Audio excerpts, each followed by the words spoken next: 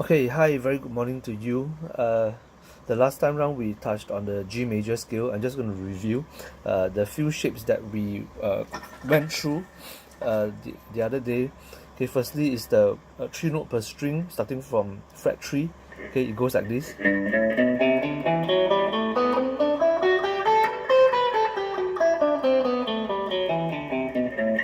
Okay, there is a slightly 2 note per string one you might want to take note. Will be the top 2 note will be 2 notes and the rest 3 notes.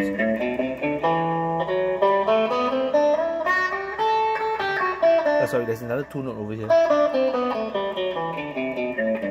Okay, another one will be on your fret 7, will be over here.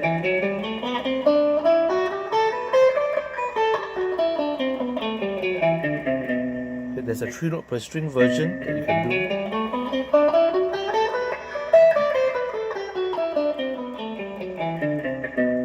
Notice the 3 note per string version stretches you 1 note further. Okay, and then on the 12th fret, there's another one. And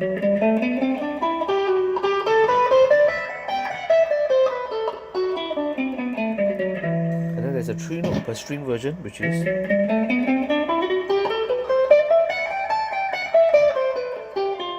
Sorry. Okay, again.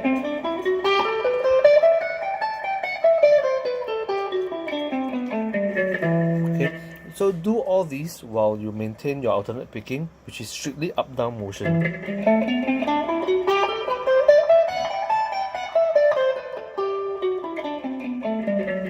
Remember to hold your pick firmly, okay, very firmly, something like this.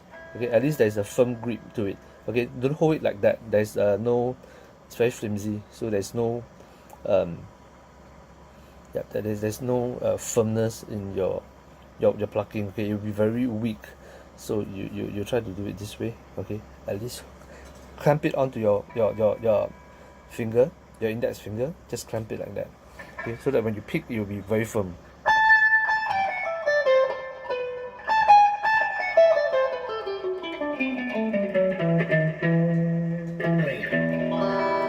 Okay, now today I'm going to touch a lot more on melodic patterns.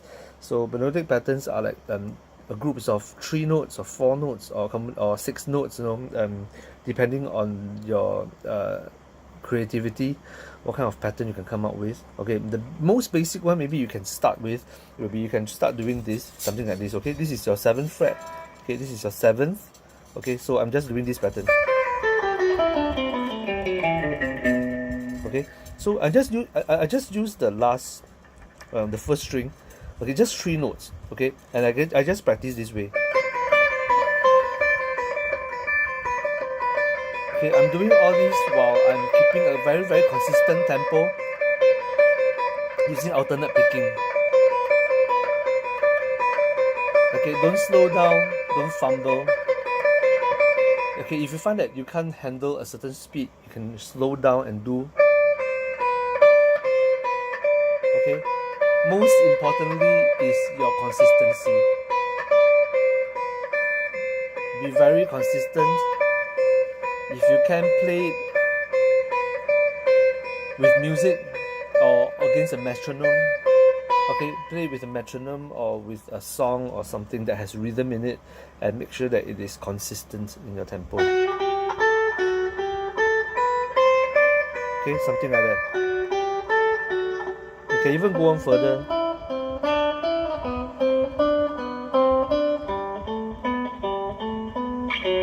Okay, you can change pattern.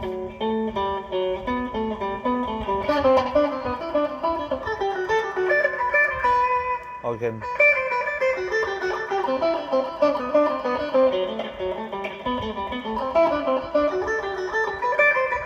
it can be random as well. You can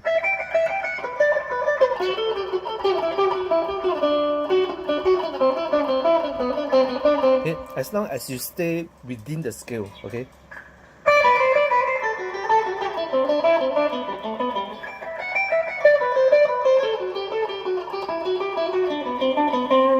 okay.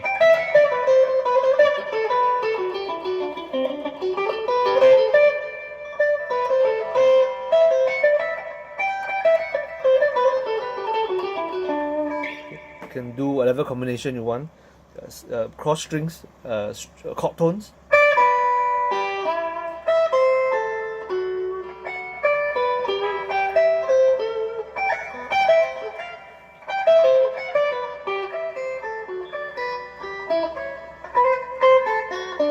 Okay, you can do chord tones. You can do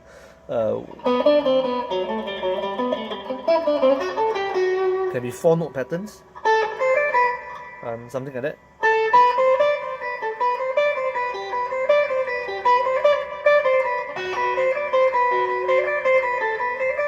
Or 5-note patterns.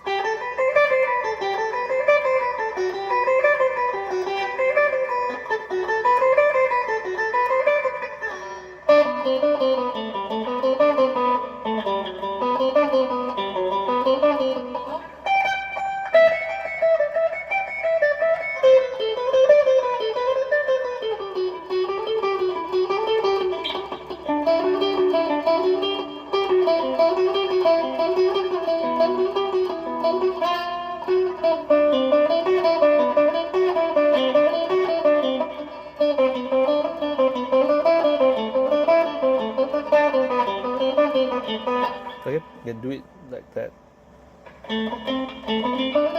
Okay, and you can also try to play it linearly, like the same pattern, so something like this.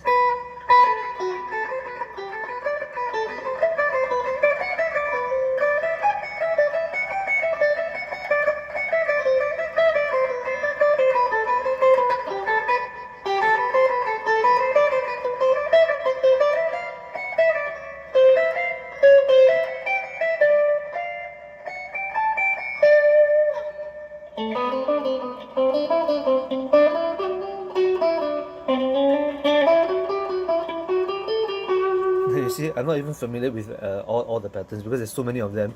But the more you practice, depending on what pattern you are familiar with, we can come out with, people can come up with all different kinds of ideas, and then you just practice them.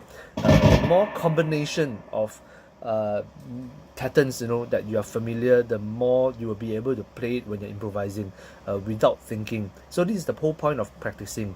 Okay, whole point of practicing is so that you will practice and you're able to apply it, okay, without thinking, because it's already drilled into your brain, okay, of how to play it. So the more patterns you practice, the more patterns you're familiar, the more you'll be able to play in actual band situations, and able to more tools to use when you are actually playing.